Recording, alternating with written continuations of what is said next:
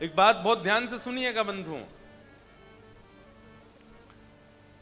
जिस व्यक्ति ने जीवन में कभी श्रेष्ठ जनों का क्रोध नहीं सहा, जिस व्यक्ति ने अपने जीवन में माता पिता गुरु एवं श्रेष्ठ जनों का क्रोध नहीं सहा है, कहीं ना कहीं वो व्यक्ति अपने भविष्य के बहुमूल्य क्षणों से वंचित हो गया है। आज राम जी महाराज भी हमें बता रहे थे कि बचपन में खूब डांट पड़ती थी, कभी स्कूल में पिटाई भी होती थी, गुरुदेव भगवान भी कभी कभी डांटते थे।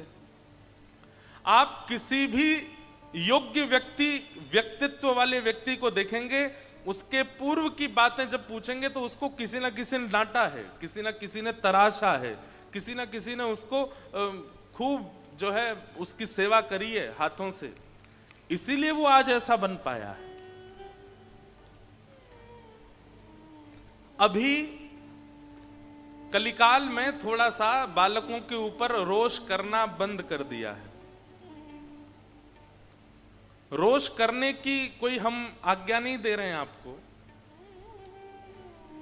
लेकिन कई बार रोष हो जाता है तो आपकी जो प्रतिक्रिया होती है ना, वो बड़ी विचित्र होती है। कई बालक माता पिता से लड़ते हुए पाए जाते हैं, गुरुजन थोड़ा नाराज हो जाएं तो शिष्य उनके पास जाना बंद कर देते हैं। हमारे शास्त्र आज्ञा करते हैं, क्रोधापि देवेन वरेण तुल्यम। बड़े लोगों का क्रोध वरदान के समान होता है। इसलिए बाल्यकाल में या अपने शिष्यत्व में यदि श्रेष्ठ जनों का कभी क्रोध प्राप्त हो जाए ना, तो उसको स्वीकार कीजिए और प्रतीक्षा कीजिए, आज इन्होंने क्रोध किया है और इसको मैंने सहा है, इस क्रोध का फल मुझे कुछ अद्भुत ही मिलेगा। ऐसा देखा जाता है। परीक्षित जी महाराज को 7 दिन में मरने का श्राप लगा है, पर परीक्षित इस भाव से व्याकुल नहीं है, बल्कि उनकी व्याकुलता का कारण यह है कि मेरे पास केवल 7 दिन शेष हैं, इन 7 दिनों में मुझे मुक्ति मिले, मैं अपने जीवन का उद्धार करूं, वो कैसे संभव हो, इसका विचार कर रहे हैं। सब लोग इधर देखो, ध्यान से सुनो, बहुत ध्यान से सुनो। विपरीत अवस्था सबके जीवन में आती है। विपरीत अवस्था में जो निर्णय लिया जाता है ना, वह निर्णय ही आपको भगवत प्रिय बनाता है। हमारी बात को बहुत ध्यान से सुनिएगा, ये एक सूत्र दे रहे हैं आपको। अनुकूल अवस्था में ऐसा आप माने कि ठाकुर जी आपको देख नहीं रहे हैं, क्योंकि अनुकूल अवस्था से सब बढ़िया चल रहा है, समय से भोजन चल रहा है, कोई टेंशन नहीं है, रात में समय से सो रहे हैं, समय से उठ रहे हैं, खूब खा रहे हैं, पी रहे हैं, आनंद कर रहे हैं, धन भी आ रहा है, सब बढ़िया, बिल्कुल सेटलमेंट चल रहा है। तो समझो ठाकुर जी की दृष्टि अभी नहीं है। लेकिन जैसे ठाकुर जी देखना प्रारंभ करते हैं ना, तो फिर विपरीतता आती है, और वो विपरीत अवस्था में आपके द्वारा किया गया निर्णय, उसको ठाकुर जी बहुत ध्यान से देखते हैं। अब ये क्या निर्णय लेगा, कैसे निर्णय लेगा। अब जैसे यहां बहुत सारे लोग बैठे हैं, हो सकता है कोई क्रिकेट ना भी खेलता हो, पर क्रिकेट में जो बैट्समैन है वो कितना भी अच्छा हो, बॉलर पूरा प्रयास करता है कि मैं इतनी खतरनाक बॉल डालूं कि ये छू भी ना पाए, और वो कठिन से कठिन बॉल फेंकता है, कभी उसके सिर पर, कभी उसके हाथ पर, कभी पैर पर, लेकिन फिर भी वो उस पर छक्का मार दे, चौका मार दे, और कुछ नहीं तो रोक भर दे, तो कई बार बॉलर भी उसको अप्रिशिएट करके जाता है, बोल वाह तूने इसको खेल लिया, ये खेलने लायक थी नहीं फिर भी तू खेल लिया। और छक्का मार दे तो फिर पूरा स्टेडियम ही खड़ा हो जाता है। ठीक वैसे ही ये कर्म रूपी बॉलर हमारे सर से लेके पैर की एक एक नस को देख लेता है, और हर उस नस पे एक और चीज होती है क्रिकेट में, जब इंटरनेशनल क्रिकेट होता है ना, प्लेयर को कई बार बॉल लग जाती है तो बॉलर जानबूझ के जहां लगी है वहीं बॉल मारता है कि आउट हो, ये कैसे भी जाए, लेकिन फिर भी बॉलर खेल जाता है तो उसके फिर सालों तक चर्चा रहती है। अब ये बात मैं इसलिए, मैं क्रिकेट खेलता हूं इसलिए इस भाव से बता रहा हूं। हमारे जीवन में आने वाली विपरीत अवस्था, ठाकुर जी को विपरीतता देना अच्छा नहीं लगता।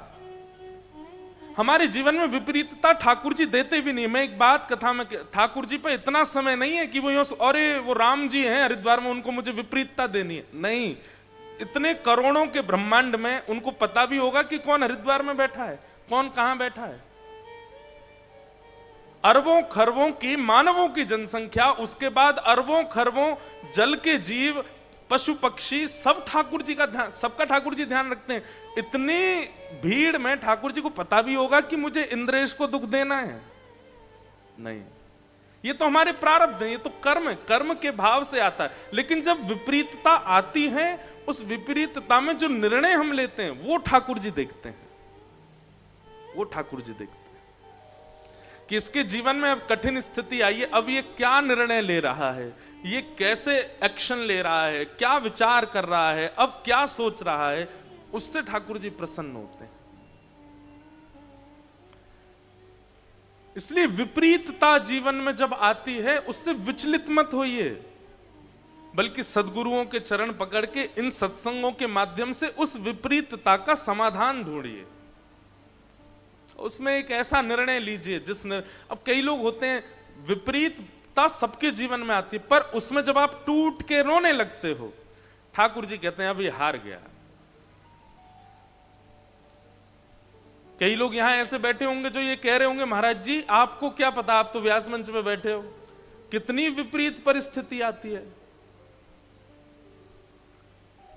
चलो आपको लगता हो कि महाराज जी को नहीं पता, लेकिन हम इतने भक्तों के चरित्र पढ़ते हैं। सूरदास जी के तो नेत्र ही नहीं थे, गौरवा काका के तो हाथ ही काट दिए थे। अरे कहां तक कहें, श्री जगन्नाथ महाप्रभु के परम भक्त सदन कसाई, उनके हाथ काट दिए। सदन कसाई की कथा पता है? अब वो पूर्व की कथा तो सबको पता ही है, वो तराजू में तोलने वाली। उसके बाद सदन कसाई के मन में आया कि जब ठाकुर जी मेरे लिए रत्न सिंहासन छोड़ करके मेरे तराजू पर बैठने दोबारा आ सकते हैं, तो मैं इनके लिए मांस विक्रय नहीं छोड़ सकता। और उसी दिन सदन कसाई ने अपनी दुकान बंद कर दी, मांस विक्रय बंद कर दिया, और उसने मन में विचार किया कि अब मैं जगन्नाथपुरी दर्शन करने जाऊंगा। जगन्नाथपुरी के लिए सदन कसाई जब निकला तो पहले ऊंच नीच की भावना बहुत ज्यादा थी, तो कई लोगों ने सदन को टोक दिया, बोले तू ये इस मार्ग पर मत चल। क्यों? बोले इस पे संत चल रहे हैं, इस पे भक्त चल रहे हैं, इस पे बड़े बड़े लोग चल रहे हैं, तुम नीचे चलो। तो बेचारा सदन नीचे मार्ग पर चलने लगे, जिस पर कांटे भी हैं, पत्थर भी हैं, कंकड़ भी हैं। जगन्नाथ भगवान का दर्शन करने के लिए जा रहे हैं। कुछ दिन चलते चलते रात में एक नगर में रुके, तो जहां सदन कसाई रुके वहीं पास में ही एक भवन था, एक घर था, और उसके ऊपर खिड़की पर एक परम सुंदर युवती खड़ी थी, और उसका मन सदन जी पर आ चुका था। सदन जी ने उसको देखा तो देख करके उसको हाथ जोड़े प्रणाम किया, लेकिन उसका जो प्रत्युत्तर था वो अच्छा नहीं था। वो प्रत्युत्तर में आकर्षण के कुछ भाव कर रही थी। सदन जी ने अपने नेत्र नीचे किए और ठाकुर जी का स्मरण करने लगे। विपरीतता आई है जीवन में, ये ठाकुर जी परीक्षा ले रहे हैं। लेकिन यही परीक्षा पूरी नहीं हुई।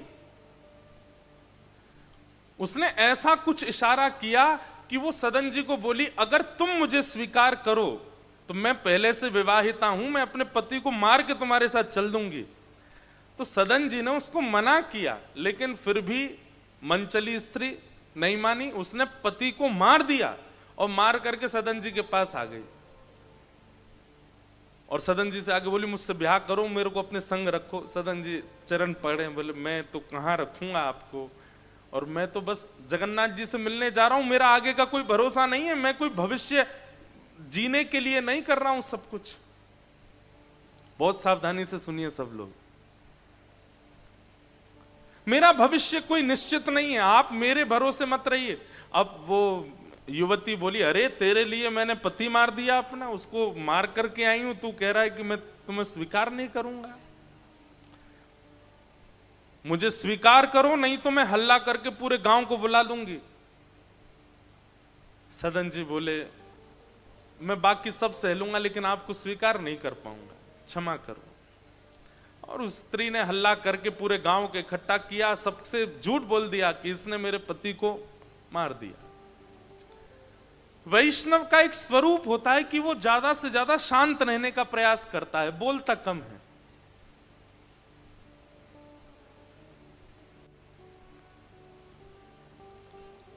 सदन जी को तो ये चिंता लगी थी, अभी कितनी दूर जगन्नाथपुरी है, मुझे चल करके जाना है, मुझे महाप्रभु जगन्नाथ जी का दर्शन करना है। उनके चित्त में तो यही व्याकुलता सता रही थी। लेकिन सब गांव के लोगों ने सदन कसाई को राजा के सामने प्रस्तुत कर दिया। राजा ने सदन कसाई से कहा, क्या तुमने इनके पति को मारा? तो सदन जी बोले, देखिए मैं कितना भी प्रमाणित कर दूं कि मैंने नहीं मारा, आप लोग अंततो गत्वा मुझे ही दोषी ठहराओगे। मेरी आपसे एक प्रार्थना है कि अगर मैंने स्वीकार कर लिया कि मैंने इनके पति को मारा तो आप मुझे दंड दोगे? बोले हाँ, दंड तो मिलेगा। बोले दंड रूप में कुछ भी दीजिएगा, बस मेरे प्राण मत लीजिएगा, क्योंकि मुझे जगन्नाथ जी को देखना है एक बार। दंड रूप में आप चाहे जो कर दीजिए, बस मुझे एक बार महाप्रभु जी को देखना है। कैसी उत्सुकता उनके चित्त में ठाकुर जी के दर्शन की है। उनका दोष नहीं था, फिर भी उनको यह लग रहा था कि मैं जितनी देर यहां पर गवाहियां देता रहूंगा, बोलता रहूंगा कि मैंने नहीं मारा, मैं उतना समय और लगेगा महाप्रभु जी से मिलने में। उससे पहले उन्होंने कहा, ठीक है मैंने किया है, अब जो दंड देना है दे दीजिए, बस मुझे मारिएगा नहीं, मेरे प्राणों को जीवित रहने दीजिए जब तक मैं जगन्नाथ जी को ना देख लूं। तो राजा ने कहा, भाई जब पहली बार में ही व्यक्ति अपना दोष स्वीकार कर रहा है, एक काम करो, इसके दोनों हाथ काट दो। जैसे ही राजा ने कहा दोनों हाथ काट दो, तुरंत सदन कसाई जी ने हाथ आगे किए, बोले तुरंत काट दीजिए। हाथ काटने के बाद व्यक्ति रोता है, पर सदन कसाई नाच रहे थे। किसी ने पूछा, बोले भाई बहुत लोग देखे, तुझ जैसा नहीं देखा, हाथ कट गए, लहू लुहान हो गया, रक्त निकल रहा, तू हंस रहा है, तू नाच रहा है। रोते रोते सदन कसाई बोले, मैंने सुना है महाप्रभु जगन्नाथ भी बिना हाथ के हैं, तो मैं हाथ लेके कैसे जाऊं? मेरे महाप्रभु जी जब बिना हाथ के हैं तो मैं हाथ लेके कैसे जा सकता हूं? वास्तव में तो शायद अब मैं अधिकारी बना हूं उनके दर्शन का। राजा भी समझ गए, बोले कि इनका दोष है नहीं, लेकिन सबने नतमस्तक होकर के प्रणाम किया सदन जी को। वो बोले, बस मुझे अब मत रोकिए, मुझे जाने दीजिए। राजा ने चिकित्सा करवा दी हाथ की, थोड़ी उस पर मल्लम वगैरह लगा दी, लेकिन भुजाएं तो कट चुकी हैं, केवल यहां तक हाथ हैं दोनों। कितनी विपरीत अवस्था, लेकिन सदन कसाई व्याकुल नहीं हुए, विचलित नहीं हुए, चल पड़े जगन्नाथ जी से मिलने। जैसे ही श्री क्षेत्र जगन्नाथ आया, भगवान जगन्नाथ जी का एक विशेषता है कि उनका जो नील चक्र है मंदिर के ऊपर का, वो दूर किलोमीटरों दूर से दिखाई दे जाता है। आप कभी, मैं अपने दर्शन की विधा बता रहा हूं, भुवनेश्वर से जैसे ही हम जाते हैं पुरी के लिए, तो मेरी नजर बस गाड़ी के चारों तरफ घूमती रहती है कि कैसे भी, अब तो मुझे पता है किस दिशा में दिखते हैं, और मुझे ये भी पता है कौन सा बोर्ड आता है जिसके बाद सबसे पहले नील चक्र दिखता है। और उसके बाद भी कम से कम 8-9 किलोमीटर दूर रह जाते हैं जगन्नाथ जी, वहीं से नील चक्र दिखता है। जैसे ही सदन कसाई ने नील चक्र देखा, व्याकुल हो गए। दोनों भुजा नहीं है, बार बार गिर जाते हैं, बड़ी मुश्किल से उठते हैं।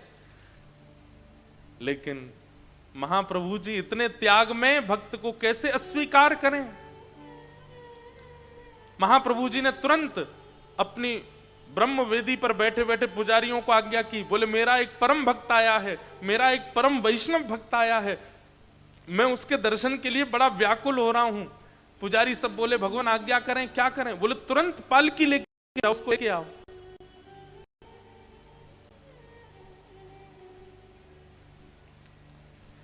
पुजारी जी तुरंत पालकी लेकर के निकल पड़े। बोले कोई भगवान का अच्छा, ना तो ठाकुर जी ने रूप बताया, ना नाम बताया, ना कोई कदकाठी बताई, बस एक मेरा परम भक्त आ रहा है, उसको लेने पालकी लेके जाओ। पुजारी सब पालकी लेकर के आए। जहां से नीलाचल धाम में वैष्णव प्रवेश करते हैं, वहां जाकर के पुजारी आपस में बोले भगवान ने रूप नाम कद तो बताया नहीं, अब किसको लेके जाएं इसमें बैठा के। तो पुजारियों ने कहा भैया सुनिए सुनिए सुनिए, महाप्रभु जगन्नाथ जी ने ये पालकी भेजी है और ये कहकर के भेजा है कि मेरा एक परम वैष्णव भक्त आ रहा है, आप में से जो परम वैष्णव हो इस पालकी पे बैठ जाओ। महाराज वहां तो लड़ाई होने लगी, सब लड़ने लगे हम हैं परम वैष्णव। दूर खड़े सदन कसाई अपनी कटी हुई भुजाएं ऐसे जोड़ करके बैठे थे। बोले जिसके लिए महाप्रभु जी पालकी भेजे उस भक्त का दर्शन आज पहले करूंगा मैं, फिर महाप्रभु जी को देखूंगा। लेकिन वहां तो इतनी भीड़ लग गई पालकी में चढ़ने वालों की, सब गिनाने लगे हम 2 लाख नाम जप करते हैं, हमने इतने अनुष्ठान किए, हमने इतनी तीर्थ यात्रा करी है, हमारे लिए ही महाप्रभु जी ने पालकी भेजी है। पुजारी बोले ऐसे नहीं भैया, एक बार फिर से जाओ मंदिर में पूछ के आओ महाप्रभु जी से कौन है, उसका नाम तो बताओ, उसका कुछ तो बताइए। पुजारियों ने जाकर के पूछा हे महाप्रभु जी, महाप्रभु जगन्नाथ जी तुम लेके नहीं आए उसको? बोले आपने नाम तो बताया नहीं उसका, उसका कुछ तो बताइए, पहचान कैसे होगी कि वो है कौन जिसको लेके आना पालकी में। महाप्रभु जगन्नाथ जी के नेत्र सजल हो गए। बोले जैसा बिना हाथ का मैं हूं वैसा ही वो भी है, उसको लेके आओ, उसको मेरे पास लाओ। पुजारी जब दौड़ करके गए तो देखा दूर बैठे हाथों पे पट्टी लगी है सदन कसाई के, और जैसे ही देखा पालकी ले जाकर के उनके सामने रख दी। बोले कि महाप्रभु जी ने आपके लिए पालकी भेजी। ये सुनकर के इतना रोए सदन कसाई, चरणों में गिर गए, मैं योग्य नहीं हूं, महाप्रभु जी क्यों इतनी कृपा मुझ पर करते हैं? अरे मैं तो कसाई हूं, मैंने कितना मांस काटा है, कितना कुछ मैंने पाप अपने जीवन में किया। अरे दुनिया के लोग तो किसी वस्तु को बेचते हैं तो तराजू पर ईंट रखते हैं, पत्थर रखते हैं, वाट रखते हैं, मैंने तो शालिग्राम रख करके मांस बेचा है, मैं इतना बड़ा पापी, और महाप्रभु जी मेरे लिए पालकी भेजते हैं।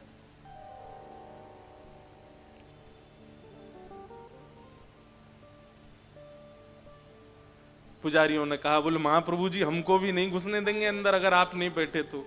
और पालकी पर सदन कसाई को इतनी शर्म आ रही है अपने ऊपर, क्यों मुझ पर इतनी कृपा करते हैं।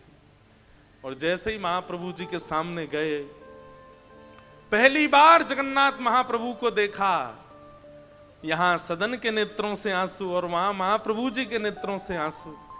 जैसे ही सदन कसाई ने दंडवत प्रणाम किया, दोनों अपनी कटी कटी भुजाओं को जैसे ही महाप्रभु जी की ओर आगे किया, तुरंत उनकी भुजाएं प्रकट हो गईं और महाप्रभु जी ने कहा अब दौड़ के आओ, हृदय से लगो हमारे। और सदन कसाई को ठाकुर जी ने हृदय से लगा। ये बात हम क्यों सुना रहे हैं? जीवन में विपरीत अवस्था सबके आती है, मुझसे लेके पीछे खड़े व्यक्ति, हर इस संसार में कोई व्यक्ति नहीं बचता विपरीत अवस्थाओं से। अगर अब तक नहीं आई हैं तो तैयारी कर लीजिए, आने वाली होंगी, आएंगी जरूर। और आके चली गई हैं तो कुछ दिन सांस ले लीजिए, फिर आने वाली हैं। ये जाएंगी कहीं नहीं। ये संसार दुखालयम शाश्वतम, श्रीमद् भागवत जी में संसार को दुखालय कहा है। यहां दुख से कोई नहीं बच सकता। लेकिन उस दुख की घड़ी में ये कथा काम आती है, ये सत्संग काम आता है, ये प्रवचन काम आते हैं। उस समय बस अपने निर्णय और अपने विचारों पर ज्यादा बोझ मत लीजिएगा। जीवन में पहले ही बोझ आ चुका होगा, विचारों को धीमा रखिएगा। कठिन से कठिन स्थिति आ जाए, अपने विचारों को सत्संग युक्त रखिएगा। आप जैसे सदन कसाई निकल गए, जैसे परीक्षित निकल गए, जैसे मीराबाई निकल गई, ऐसे निकल जाओगे, उसकी विपरीतता नहीं होगी। और दूसरी बात, कई बार सिर में दर्द हो रहा हो और लेकिन उसी समय आप चलते चलते गिर गए, घुटने में चोट लग गई, तो सिर का दर्द भूल जाते हैं पर घुटने में दर्द याद रहता है, होता है ना। ठीक वैसे ही जब संसार की पीड़ा जीवन में आती है ना, उस समय व्यक्ति को अगर भगवत मिलन की पीड़ा आ जाए तो संसार की पीड़ा छोटी लगेगी, संसार की पीड़ा कम लगेगी। और जो भगवत मिलन की पीड़ा से पीड़ित है उसको संसार की पीड़ा लगेगी ही नहीं। राजस्थान में परम भक्ता हुई श्री करमेती बाई, बहुत ध्यान से सुनो, आगे वाले विशेष रूप से बहुत ध्यान से सुनो। करमेती बाई अपना घर छोड़ के वृंदावन भाग गई। तो कहते हैं कि उनको ढूंढने के लिए इतने सैनिक घूम रहे थे, तो करमेती बाई छुपने के लिए एक ऊंट के कंकाल में घुस गई, मरे हुए ऊंट के पेट में चली गई। बड़ा ऊंट था, 2-4 दिन मर करके हो गए, तो शरीर उसका फूल गया, उसमें थोड़ी सी जगह थी पेट के पास में, वहां से करमेती बाई उस मरे हुए, सड़े हुए, गले हुए ऊंट के अंदर 3 दिन तक रही। और 3 दिन बाद जब देखा कि सेना लौट गई, तब वृंदावन गई। तो जब करमेती बाई की बड़ी ख्याति हो गई, तो ब्रज के कई संत उनके पास जाते सत्संग करने। एक संत ने पूछा, हमने सुना है कि जब आप वृंदावन आ रही थी तो 3 दिन सैनिकों से बचने के लिए आप ऊंट के पेट में रही, मरे हुए ऊंट के कंकाल में आप छुप करके 3 दिन तक रही, आपको दुर्गंध नहीं आई? आपको अजीब नहीं लगा? आपको घृणा नहीं हुई? करमेती बाई का ऐसा उत्तर था। करमेती बाई कहती हैं, बोले जिसको संसार से घृणा हो जाएगी ना, जिसको संसार के विषय भोगों से घृणा हो जाएगी और भगवत भाव से प्रेम हो जाएगा, उसको ये छोटी मोटी तुच्छ घृणाओं से दुर्गंध नहीं आएगी। अभी संसार के विषय में आपको सुगंधी लग रही है, इसलिए ये घृणात्मक लग रहा है। पर जिस दिन भगवत मिलन की कामना, भगवत मिलन की इच्छा चित्त में होगी और संसार का विषय घृणात्मक लगने लगेगा, उस दिन ऊंट का कंकाल, शरीर की दुर्गंध, इन सब से कोई फर्क नहीं पड़ेगा। अभी संसार की माया बहुत सुगंधी दे रही है, इसलिए आपको वो ऊंट का कंकाल दुर्गंध युक्त लग रहा है। अरे ये संसार के विषय तो उससे भी ज्यादा दुर्गंध युक्त हैं।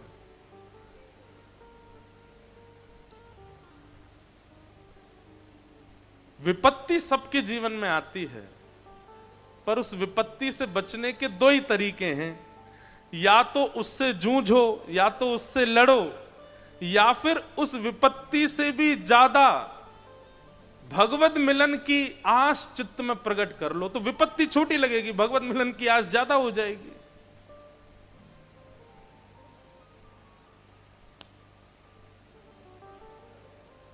परीक्षित जी को श्राप लगा है, पर परीक्षित जी व्याकुल नहीं हुए, तुरंत स्वयं को संभाल करके गंगा के तट पर आए और अनेक ऋषियों से आकर के पूछते हैं कि मेरे जीवन के केवल 7 दिन बचे हैं, मैं अपनी मुक्ति के लिए क्या करूं, मुझे बताओ।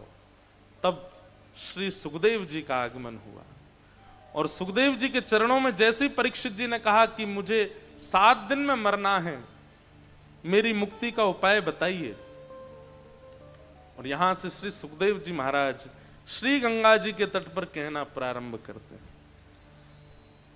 कि वरीयानिशते प्रश्न क्रतो लोक हेतं नृप आत्मवित् सम्मत पुंसां श्रोतव्यादिषु यः परः। राजन, आपने जो प्रश्न किया है ये लोक कल्याण के लिए तो बहुत अच्छा है। जल्दी मरने वाले की मुक्ति का उपाय क्या है? पर अगर ये प्रश्न आपने अपने लिए किया है, अपने निज भाव के लिए किया है, तो ये प्रश्न उचित नहीं है। परीक्षित बोले तो मैं लोक में नहीं आता, मैं संसार में नहीं आता, मतलब संसार के लिए पूछा गया तो अच्छा है, मैं अपने लिए पूछूं तो अच्छा नहीं है, इसका मतलब क्या है? शुक्राचार्य जी कहते हैं, बोले परीक्षित तुम पांडवों के वंशधर हो, पांडवों के पुत्र हो, तुम वो बालक हो जिसने जन्म बाद में लिया, भगवत दर्शन पहले किया है। किसी ना किसी रूप में यदि तुम 7 दिन कुछ नहीं भी करोगे तो भी तुमको मुक्ति हो जाएगी, क्योंकि शास्त्र आज्ञा करते हैं जिसने एक बार भी भगवत दर्शन किया हो उसको मुक्ति निश्चित है। जिसने एक बार भी ठाकुर जी देख लिए हैं उसकी मुक्ति निश्चित है। राक्षसों को भी मुक्ति मिली है, कंस को भी मिली, पूतना को भी मिली, अघासुर बकासुर धनु सब वैकुंठ में बैठे हैं, सबको मिली है मुक्ति। परीक्षित, तुम्हारी मुक्ति का उपाय पूछना, यह तो ऐसा प्रतीत होता है कि धनवान व्यक्ति यह पूछ रहा है कि मैं सोना कहां से लूं। अरे तुम पे है इतना, और क्या चाहिए तुमको? तुम्हारे पास तो मुक्ति है, धरोहर में मिली हुई है तुमको, तुम मुक्ति की याचना कर रहे हो, इसलिए यह प्रश्न तुम्हारे लिए अच्छा नहीं है। हां, लोक कल्याण के लिए पूछ रहे हो तो ठीक है। मैं इस बात को कभी कभी सोचता हूं तो विचार करता हूं कि गुरु इन्हें कहते हैं, जो प्रश्न का उत्तर दे दे वो गुरु नहीं, वो भी गुरु हैं, पर जो प्रश्न पूछना सिखा दे वो गुरु। प्रश्न होने कैसे चाहिए, प्रश्न की स्थिति क्या होती है। परीक्षित, तुम मुक्ति की कामना मत करो, तुम्हारे पास तो मुक्ति है, और तुम्हें मुक्ति नहीं भी मिल रही होगी तो तुम्हें 7 दिन में मरने का श्राप लगा है। आज पहला दिन है, निकलने दो, दूसरा दिन भी निकलने दो, तीसरा, चौथा, 5वां, 6वां, 7वां दिन भी आ जाए और तक्षक सर्प तुमको डसने आ रहा हो, उसके डसने से 1 सेकंड पहले मैं तुम्हारे कान में श्री कृष्ण शरणम मम, हरिश शरणम, नमो नारायणाय कुछ भी कह दूंगा, भगवान नाम तुम्हारे कान में जैसे ही जाएगा और उसके बाद तुम्हारे प्राण निकलेंगे तो तुम्हारी मुक्ति निश्चित है। क्योंकि हमारी शास्त्र आज्ञा करते हैं, श्रीमद् भागवत जी आज्ञा करती हैं, अंते नारायण स्मृति। सोचिए नाम कितना विशाल है कि आपने जीवन भर पाप किए, जीवन भर दुष्कर्म किए, लेकिन गलती से अगर अंतिम क्षण में भगवान नाम ले लिया, प्राण त्यागते त्यागते मुख से निकल पड़ा श्री राधा और प्राण निकल गए, जीवन में चाहे जो किया हो सब शून्य हो जाएगा, सब नष्ट हो जाएगा। आवाज नहीं आ रही भैया, नहीं बढ़ाओ।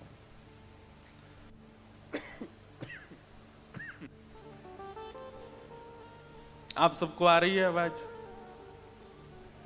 किनको आ रही है हाथ ऊपर करो। थोड़ी थोड़ी और बढ़ा दो भैया।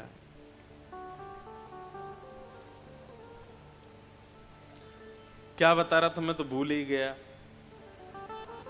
हैं? वो तो हमको ही पता, परीक्षित के बारे में बता रहे थे, पर बता क्या रहा था? हाँ, नाम की महिमा।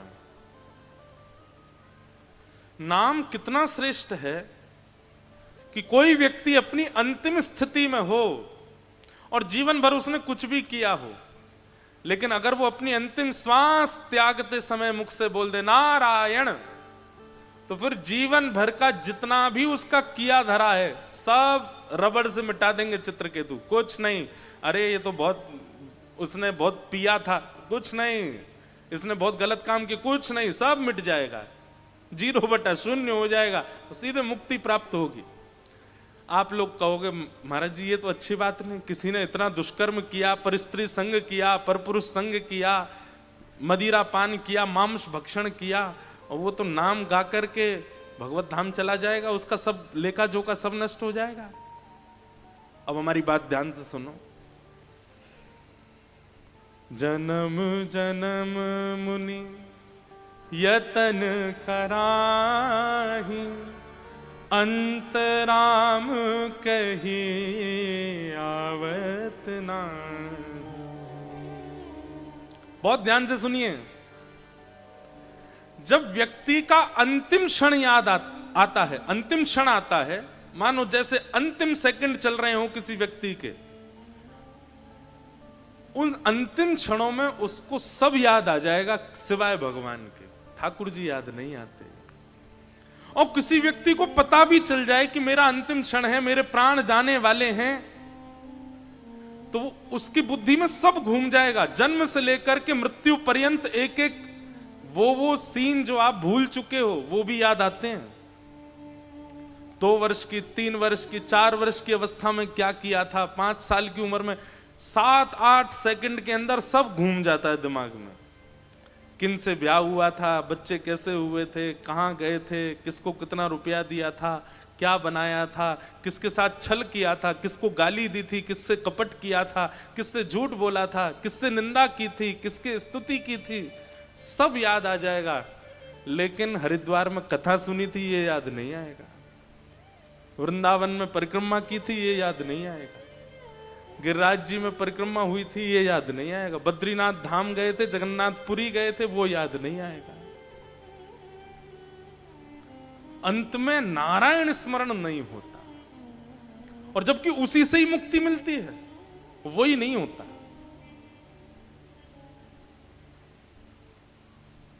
कोई व्यक्ति अगर अपने अंतिम क्षण में भगवान नाम सुन ले, तो ये भागवत जी आदि शास्त्रों ने स्टैम्प पेपर पर साइन करके कहा है कि उसको मुक्ति मिल गई है।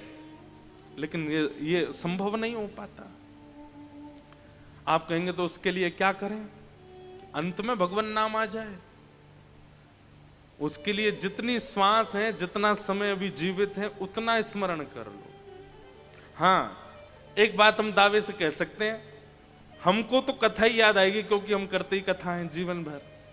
हमको तो लीला ही याद आएगी, हमको तो ठाकुर जी याद आएंगे और गिरधर लाल जी याद आएंगे।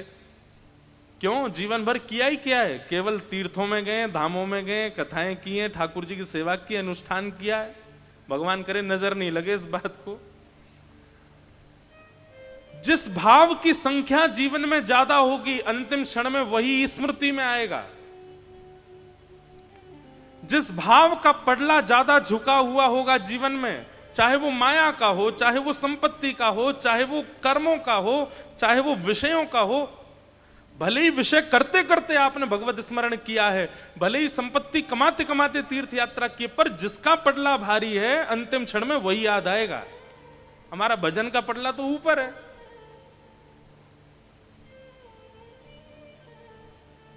सीधी बात, आप संसार में इतने फंसे हैं कि वहां से समय निकाल करके भजन करते हैं।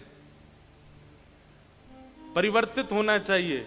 भजन में इतने व्यस्त हैं कि भजन से समय निकाल के संसार को समय देते हैं, तो ऐसा हो सकता है अंतिम क्षण में भगवत स्मृति हो जाए। कई लोग कहते हैं, महाराज जी संतों के चेहरे में इतना आकर्षण क्यों होता है, ये वृंदावन के महात्मा इतने अच्छे क्यों लगते हैं? क्योंकि संसारी जीव संसार में व्यस्त रहता है, ठाकुर जी के लिए समय निकालता है। और संत जन ये भजन में व्यस्त रहते हैं, संसार के लिए समय निकालते हैं कभी कभी। पडला भारी कहां का ज्यादा है? अंतिम क्षण में वही स्मरण में आने वाला है। इसलिए हम ये नहीं कहते कि सब तज हरि भज, ये भी बात तो है, पर सबको प्रायोरिटी मत दो, प्रायोरिटी भजन को दो। बाकी सबको जीवन में स्थान दो, पर प्रायोरिटी में भजन होना चाहिए, प्रायोरिटी में ठाकुर जी होने चाहिए, प्रायोरिटी में सेवा होनी चाहिए। अब विपरीतता तो आएंगी, रुकावटें तो आएंगी, लेकिन करो। अंते नारायण स्मृति, अंत में भगवत स्मरण होना, यह सामान्य बात नहीं।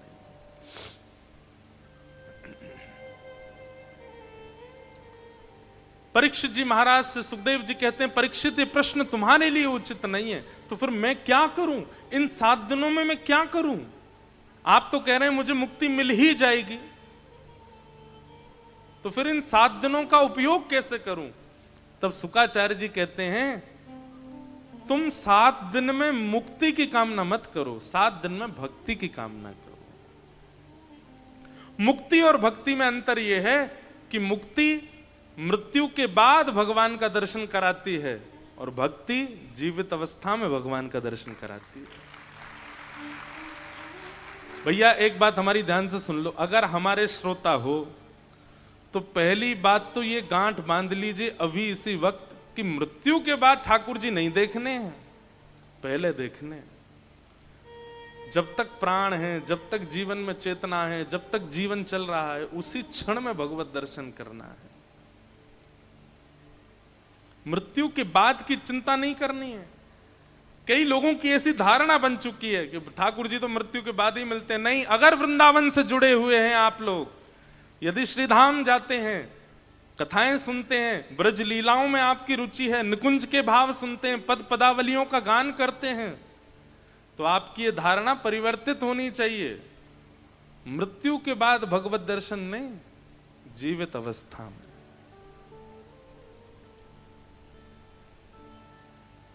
मीराबाई एक पद गाती हैं, मैं तो गिरधर के घर जाऊं, मैं तो गिरधर के घर जाऊं, मैं तो गिरधर के घर जाऊं,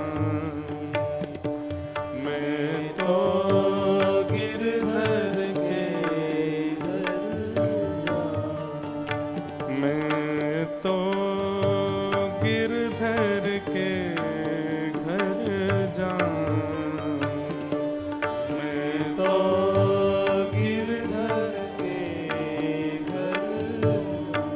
गिरधर मारो साचो प्रियतम, गिरधर मारो साचो प्रियतम। सब लोग का उद्देश्य ये होना चाहिए, भक्ति के पथ पर यदि आप चल रहे हैं तो ये उद्देश्य होना चाहिए।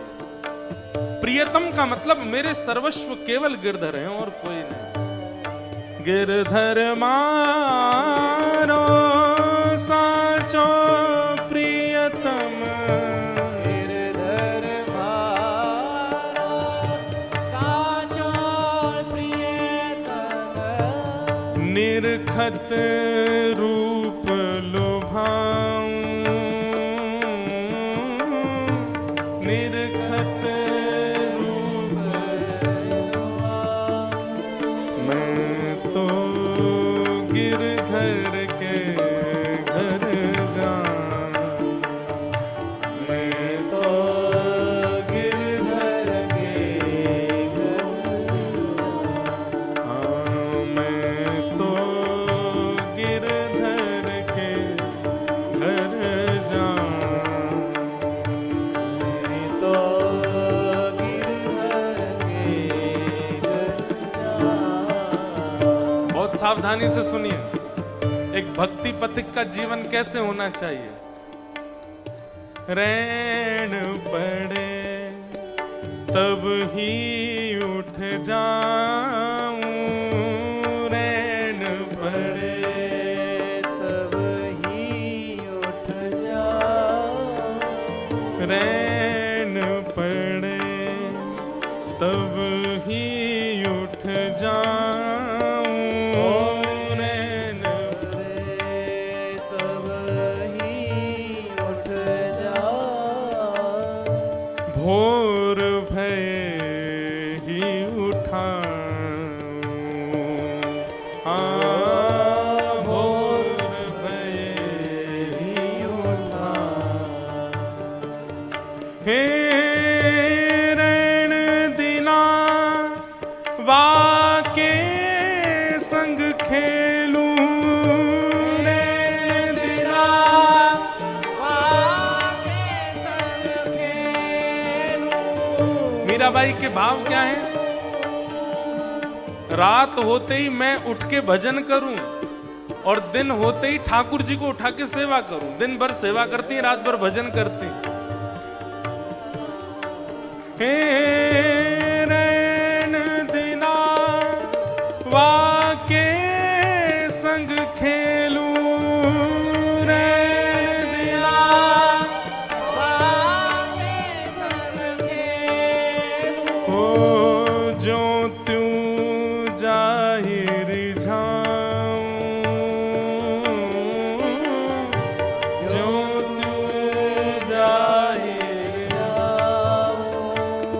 मैं तो गिरधर के घर जाऊं, मैं तो गिरधर के घर जाऊं, हाँ मैं तो गिरधर के घर जाऊं, मैं तो गिरधर के घर और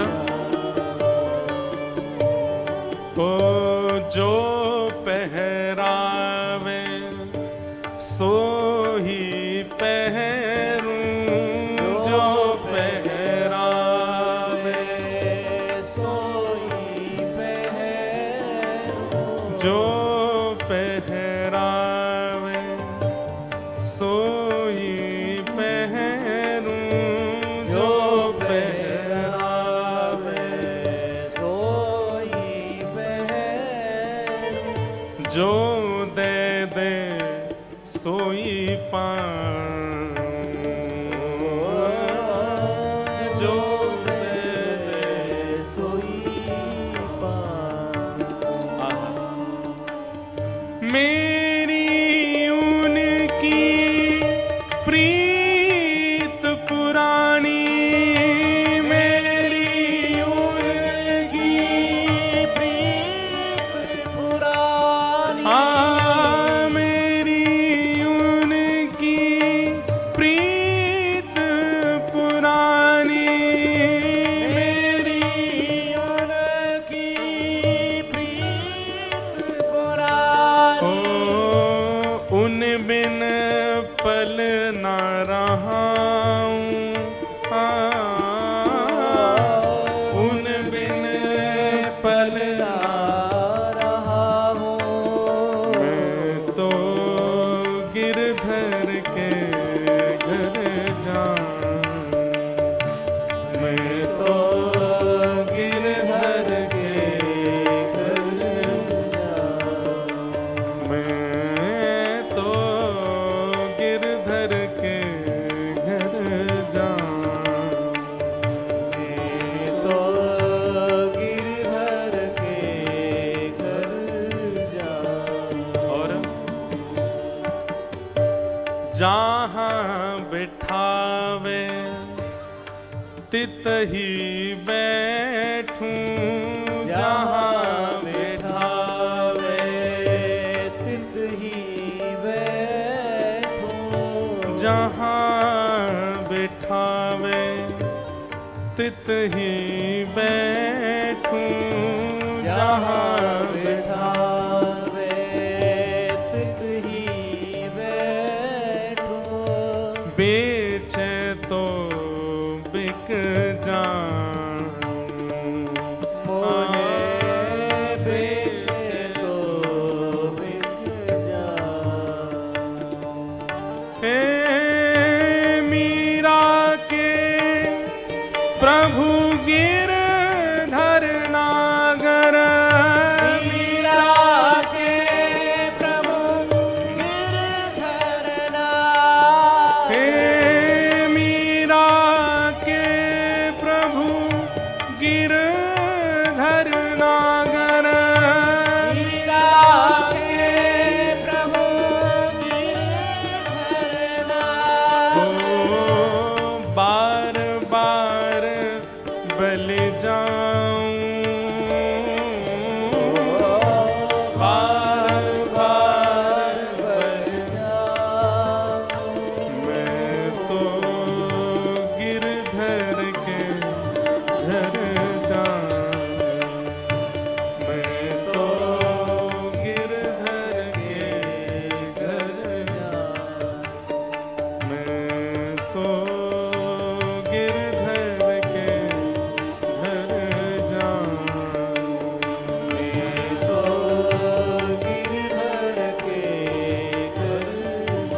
गिरधर मारो साचो प्रियतम, गिरधर मारो साचो प्रियतम, गिरधर मारो साचो प्रियतम, गिरधर मारो साचो प्रियतम, देखत रूप लखाऊं, देखत रूप लखाऊं, मैं तो गिरधर के घर तो गिरधर के घर मैं तो गिरधर के घर गिरधर के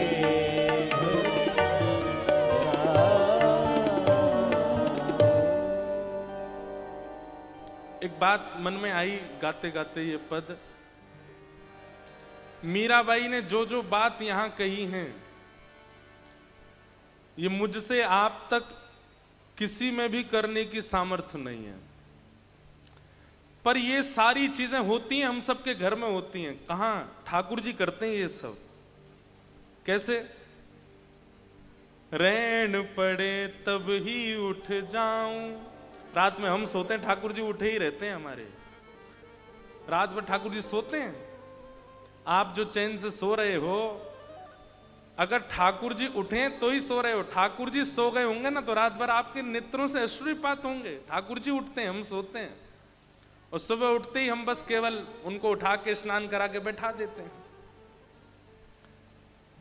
रैन दिना बाके संग खेलूं, ये भी ठाकुर जी करते हैं। बैठे ही रहते हैं, बस इंतजार करते हैं समय मिलेगो, मेरे सामने आवेगो, नेक देर बैठेगो, मुझसे बात करेगो, आरती करेगो, पूजन करेगो, मुंह कछु खवावेगो। और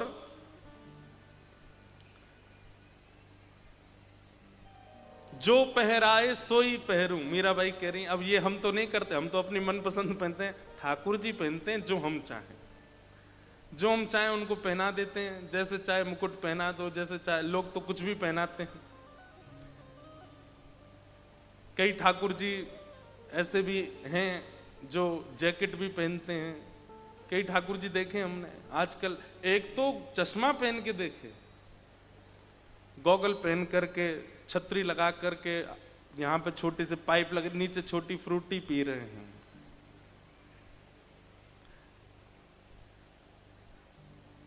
जो पहरावे सोई पहरूं, ठाकुर जी करते हैं ये काम, हम नहीं करते। और जो दे सोई खाऊं, जो दे देते हैं सो खा लेते हैं। कई बार घर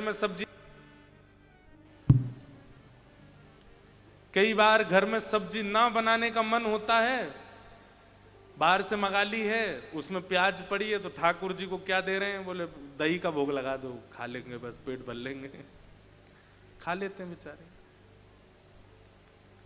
कभी कभी मेरे मन में आती है, हम जितनी यातना देते हैं अपने सेवा के ठाकुर जी, काउदना ठाकुर जी ने भ्रगुटी टेढ़ी कर ली, बोले चल बेटा अब तक।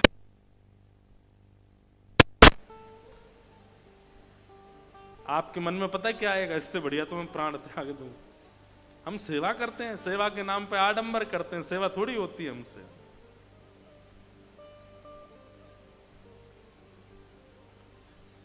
तो बस यहां 3 घंटा बैठ के सुना दूं, आप सुन लो, उसमें ही संतुष्टि रख लिया कीजिए, क्योंकि करने के लिए तो बहुत मुश्किल है।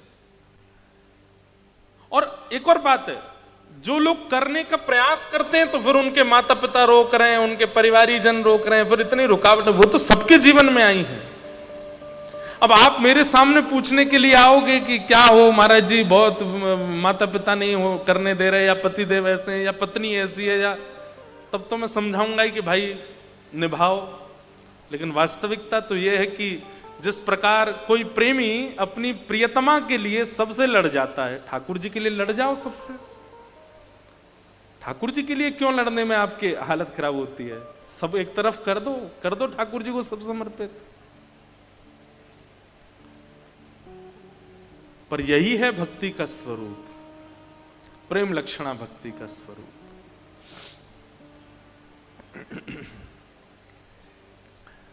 परीक्षित जी महाराज को श्री शुकाचार्य जी कहते हैं कि तुम भक्ति मांगो, मुक्ति नहीं।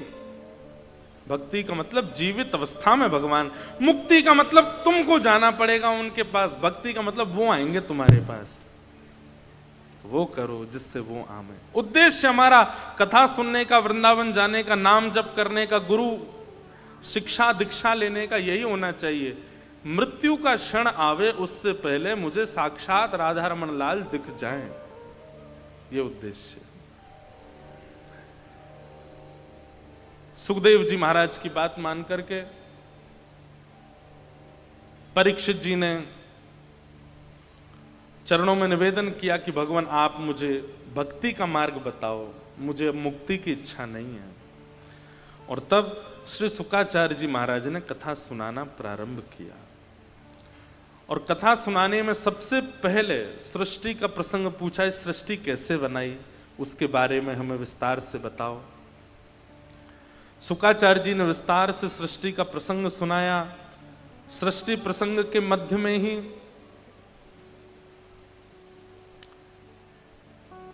विदुर उद्धव संवाद आया, जहां पर विदुर जी महाराज को उद्धव जी कहते हैं कि आप हरिद्वार जाओ।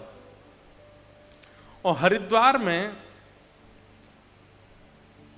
आपके लिए ठाकुर जी ने भागवत धर्म का उपदेश देने के लिए मैत्रेय मुनि को आज्ञा की है।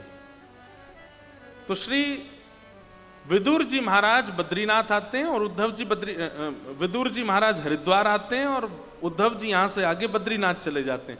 ठाकुर जी के प्रस्थान के बाद पादुका लेकर के उद्धव जी चले गए बद्रीनाथ और विदुर जी रुक जाते हैं हरिद्वार पर।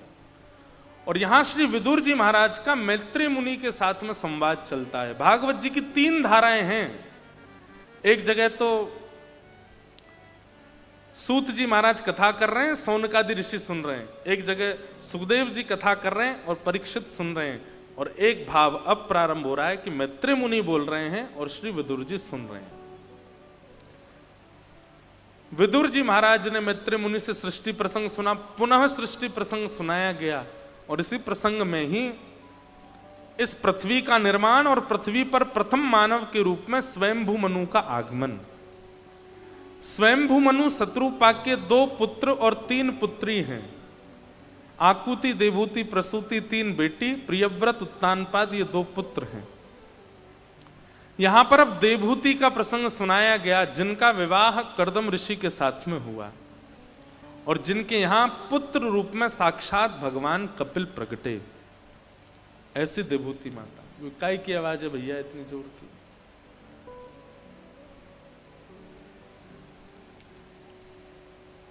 सब लोग देखो सुनो। आज ठाकुर जी का जन्म होना है ना, तो कंस के पहरेदार आ रहे हैं धीरे धीरे। जेल में अनुकूलता तो होती नहीं है, प्रतिकूलता ही होती है, तभी तो ठाकुर जी जन्म। जेल में मतलब जहां प्रतिकूलता उसको नाम जेल है। आज प्रतिकूलता कुछ ना कुछ आ ही रही है, यहां से आवाज आ रही है, कभी कुछ हो रहा है। तो मैं क्या बता रहा था? कपिल भगवान कर्दम ऋषि ऐसे ऋषि हुए हमारे भारतवर्ष के, जिन्होंने 1000 वर्ष तक तपस्या की। और 1000 वर्ष बाद जब ठाकुर जी प्रसन्न होकर के प्रकट हो गए और कहा वरदान मांगो, क्या चाहिए? तो कर्दम ऋषि क्या मांगते हैं कि तथा सचाहम परिवोडुकाम समानशीलाम ग्रहमेधधेनुम उपेयवान् मूलमशेषमूलम दुराशय कामदुदांग्रिपस्य।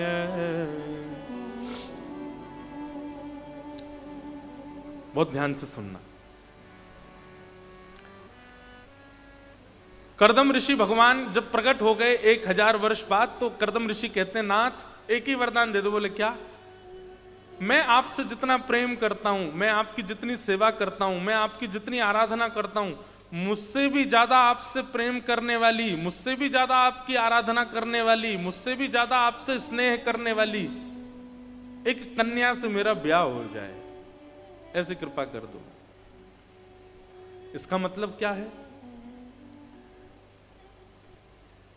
सुलक्षणा गृहिणी बिना तप के नहीं मिलती। जितने भाई लोग बैठे हैं और जितनी बहनें भी बैठी हैं वो भी सुने। अब जिनके हो गए ब्याह वो तो कुछ कर नहीं सकते, जिनके अभी नहीं हुए वो अभी भी कर सकते हैं।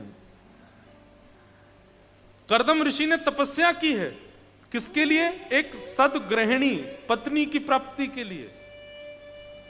और हमें चाहिए कि हम केवल डॉक्टर बन जाएं, चार्टर्ड अकाउंटेंट बन जाएं, अपने आप ही अच्छे घर की लड़की आ ही जाएगी जीवन में। नहीं, तब करना पड़ेगा, भजन करना पड़ेगा, तभी।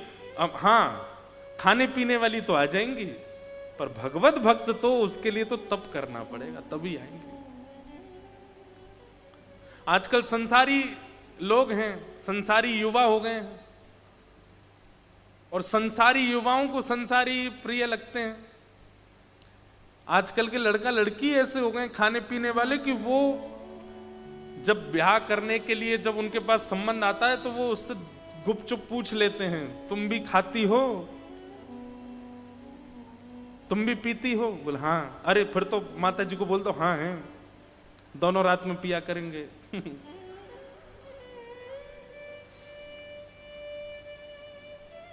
बहुत विचित्र संसार हो गया है।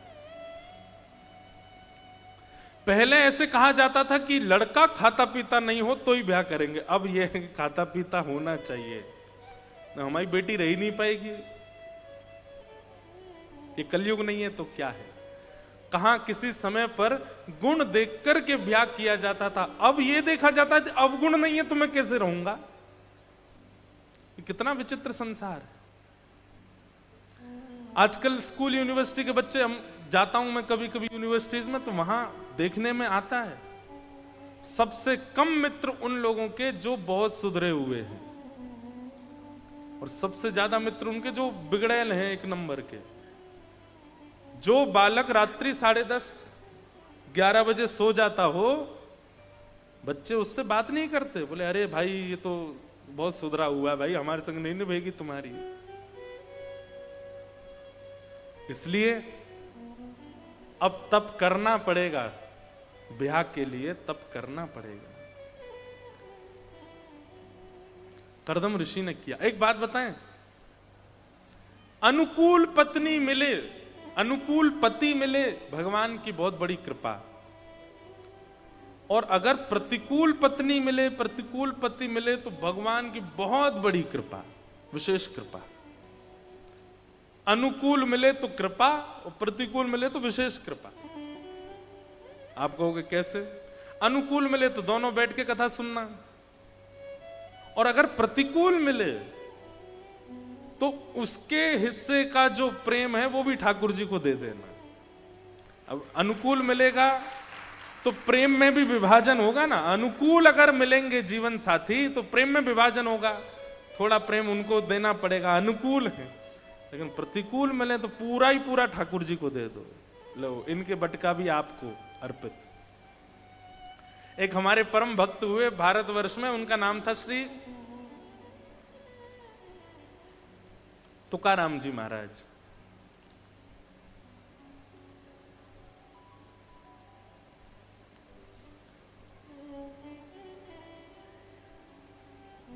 तो श्री तुकाराम जी की जो पत्नी थी वो बड़ी विपरीत अवस्था की थी, विपरीत स्वभाव की थी। एक बार एक गांव में लड़का था, बहुत अच्छी कथा है, ध्यान से सुनना, मुझे बड़ी अच्छी लगती है। एक महापुरुष कैसे उत्तर देता है। तो तुकाराम जी, जिनके आगे महाराष्ट्र के मराठा राजा छत्रपति शिवाजी महाराज भी नतमस्तक होते थे, वो तुकाराम जी अपनी पत्नी की लड़ाई और चिक से इतने मतलब बेचारे परेशान तो नहीं होते थे, लेकिन बहुत लड़ती थी, तो इसलिए घर से गांव के बगल में एक पर्वत था, उसके ऊपर पूरे दिन सुबह चले जाते थे, रात को उतर के आते थे नीचे, पूरे दिन वहीं रहते थे।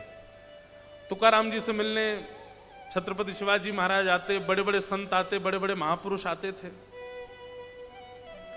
लेकिन पत्नी उनका बिल्कुल आदर नहीं करती थी, पत्नी बिल्कुल सम्मान नहीं करती थी। एक दिन एक गांव का बालक, पूरा घर उसके पीछे पड़ा था, तू ब्याह कर ले, ब्याह कर ले, ब्याह कर, उसको करना नहीं था। तो उसने अंतिम बार अपने परिवार के लोगों से कहा, ठीक है तुम लोगों को चाहते हो मैं ब्याह कर लूं? बोले हाँ। तुकाराम जी से कहलवा दो कि ब्याह कर ले तो मैं कर लूंगा, क्योंकि उसको पता था तुकाराम जी नहीं बोलेंगे कि ब्याह कर लो। भाई दूध का जला दूसरे को भी दूध जला हुआ पीने नहीं देता, छाछ फूंक फूंक के पीता, ये तो बात है, पर दूध का जला दूसरे को सावधान कर दो, भाई फूंक मार के पियो, गर्म है। तो उसने मन में विचार किया कि तुकाराम जी का खुद का विवाह इतना ज्यादा विचित्र गया है, वो मेरा ब्याह तो मना ही कर देंगे घर वालों को। तो उसने घर वालों से कहा, तुकाराम जी अगर बोल देंगे कि ब्याह कर लो तो मैं कर लूंगा। घर वाले बोले ये भी कोई बात है, तुकाराम जी तो मना ही करेंगे। बोले इसीलिए तो उनसे कहलवा दो, मैं तुरंत ब्याह कर लूंगा।